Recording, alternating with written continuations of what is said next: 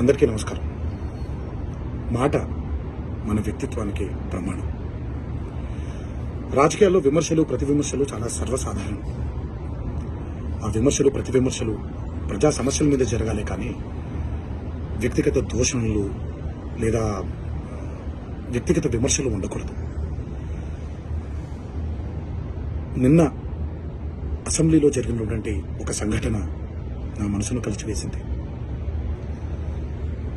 ఎప్పుడైతే మనం ప్రజా సమస్యల్ని పక్కన పెట్టి వ్యక్తిగత దూషణలకి దిగుతున్నామో, ముఖ్యంగా మన ఆడపడుచుల గురించి పురుష పదజాలంతో మాట్లాడుతున్నామో, అది ఒక అరాచక పరిపాలనకు నాంది పలుకుతుంది. అది తప్పు.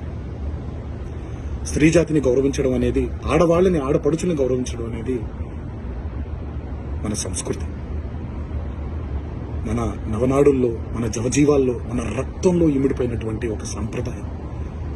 మన సంప్రదాయాల్ని రాబోయే తరానికి జాగ్రత్తగా భద్రంగా అప్పచెప్పాలి, కానీ మన సంస్కృతిని కలిచివేసి కాల్చేసి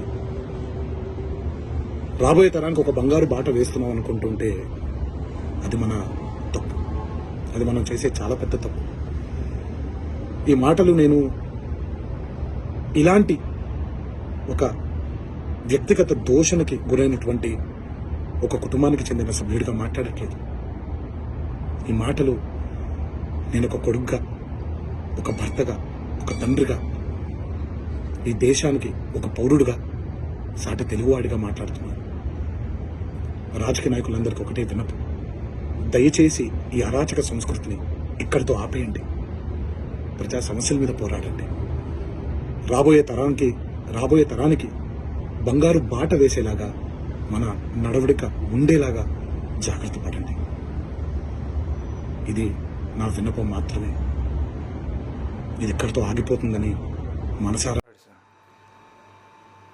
సినిమా పరిశ్రమ పెద్దలందరికీ కూడా నా విన్నపం, నిన్న మంత్రి గారు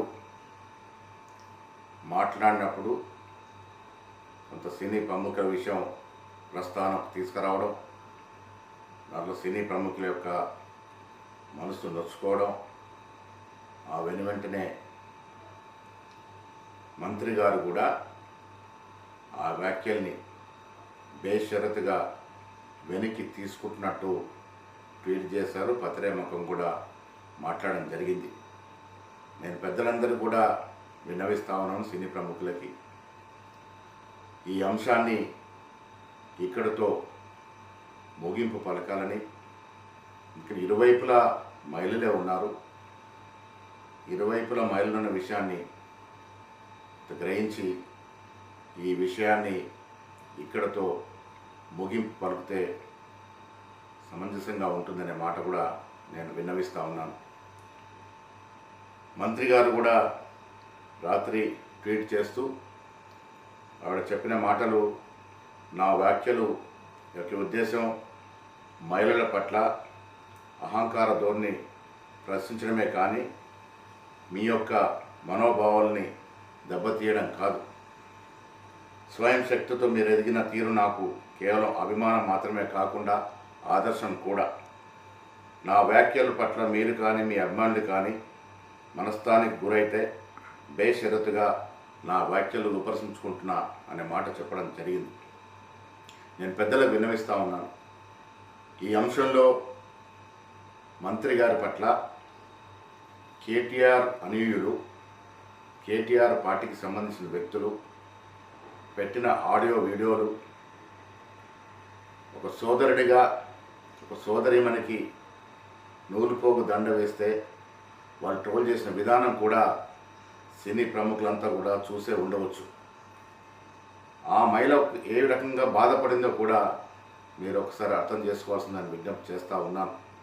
ఏది ఏమైనప్పటికీ ఇరువైపుల మహిళలు ఉన్నారు కాబట్టి ఈ సమాజంలో ఒకరి గురించి ఒకరు చెడుగా మాట్లాడే సంప్రదాయం లేదు కాబట్టి ఆవిడ బేషరతుగా ఆవిడ వ్యాఖ్యల్ని ఉపసంహరించుకుంది కాబట్టి ఈ అంశాన్ని ఇక్కడితో ముగింపు పలకాలని నేను సినీ ప్రముఖులకు పెద్దలందరూ కూడా విజ్ఞప్తి చేస్తూ ఉన్నా. ఇక మీదట కూడా మంత్రులు కానీ మా కాంగ్రెస్ నాయకులు కానీ మాట్లాడేటప్పుడు జాగ్రత్త తెలుసుకోవాల్సిందిగా కూడా ఈ సందర్భంగా సూచిస్తా ఉన్నాను. ధన్యవాదములు.